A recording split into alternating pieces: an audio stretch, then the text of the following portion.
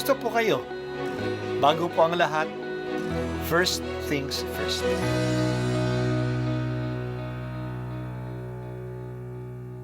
Good morning po. Sinisimulan po natin ngayon ang first things first.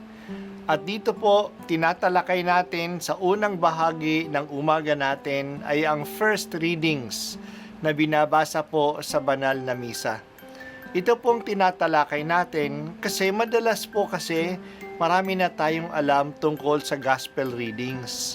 Pero konti po ang nagsasalita sa first readings. Pero ang first readings, bahagi din po yan ng Biblia, ng banal na kasulatan. Kaya susubaybayan po natin ang mga first readings, basahin po natin at kuminsan kailangan ng basahin ng 2 o 3 beses bago maintindihan kasi hindi po tayo sa familiar sa mga istorya at sa mga kaisipan na tinatalakay dito. Ang pagbasa mula sa unang sulat ni Apostol San Juan. Minamahal kong mga kapatid, kung alam ninyong si Kristo'y matuwid, dapat din ninyong malamang ang bawat gumagawa ng matuwid ay anak ng Diyos.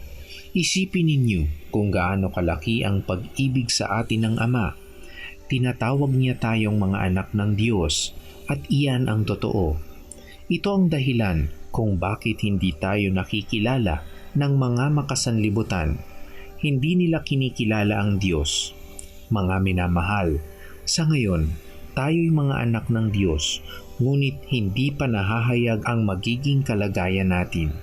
Gayunman, alam nating sa pagparito muli ni Kristo, tayo'y matutulad sa Kanya, sapagkat makikita natin siya sa Kanyang likas na kalagayan, kaya't ang sinumang may pag-asa sa Kanya ay nagpapakalinis. Tulad ni Kristo, siya'y malinis. Ang bawat nagkakasala ay lumalabag sa kautusan ng Diyos, sapagkat ang kasalanan ay paglabag sa kautusan. Nalalaman ninyong naparito si Kristo upang pawiin ang ating mga kasalanan, at siya'y walang kasalanan. Ang nananatili sa Kanya ay hindi nagpapatuloy sa pagkakasala. Ang sino mang nagpapatuloy sa pagkakasala ay hindi nakakita ni nakakilala sa Kanya. Ang salita ng Diyos. Salamat sa Diyos. Anak ng Diyos. Sanay na tayo sa paggamit ng mga salitang ito na hindi na tayo nagtataka o namamangha sa Kanyang kahulugan. Pero isipin uli natin, anak ng Diyos. Ano bang ibig sabihin nito? Anak ng Diyos, nanggaling sa Diyos, anak ng Diyos, katulad ng Diyos, anak ng Diyos, minamahal ng Diyos bilang Kanya, anak ng Diyos, sinusunod ang Diyos kasi Ama natin siya. Kakaiba tayo sa ibang nilalang at sa ibang mga tao. Anak tayo ng Diyos. Naging anak tayo ng Diyos kasi inampun niya tayo na maging Kanyang anak.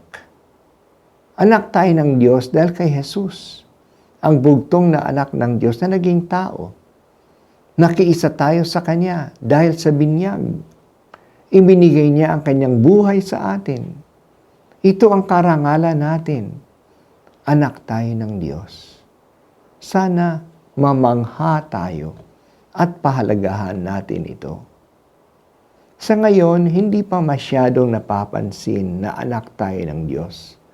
Parang walang pagkakaiba ang mga nabinyagan sa mga hindi nabinyagan. Parang pareho lang ang nagsisikap na maging anak ng Diyos at na nagbabaliwala nito. Pero pagdating uli ni Jesus, matutulad tayo sa Kanya. Magiging hayag na ang kadakilaan at ang karangalan natin ng mga anak niya. Ngayong hindi pa ito hayag, nagsisikap pa rin tayo na maging malinis tulad ni Jesus, na siya ay malinis. Iugnay natin ang ating buhay sa Kanya. Ang kasalanan ang dumudumi sa ating pagiging anak ng Diyos. Sin disfigures us. Kaya dumating si Jesus at tinanggal ang kasalanan. Ganyan ang nangyari nung tayo ay binyagan. Tinanggal ang kasalanan natin. Totoo, nagkakasala uli tayo. Pero nagsisikap na sana tayo na hindi manatili sa kasalanan. Maintindihan natin na sa mga sandali ng kahinaan, bumabagsak tayo sa kasalanan. Pero bumagsak min tayo. Tumayo tayo uli. Tumayo tayo agad.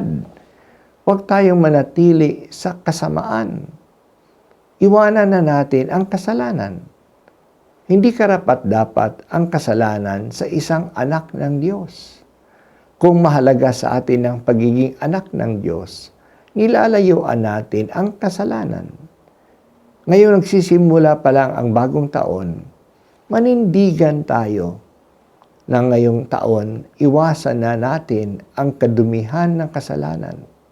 At kung sakaling magkasala man, mangumpisal agad upang hindi tayo nagpapatuloy sa estado ng kasamaan.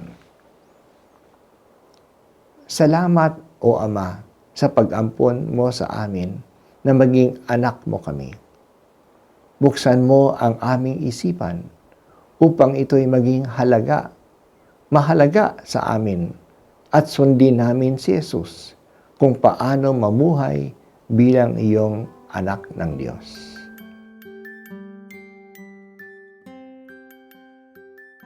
At ako po ay si Bishop Broderick Pabilio dito sa First Things First.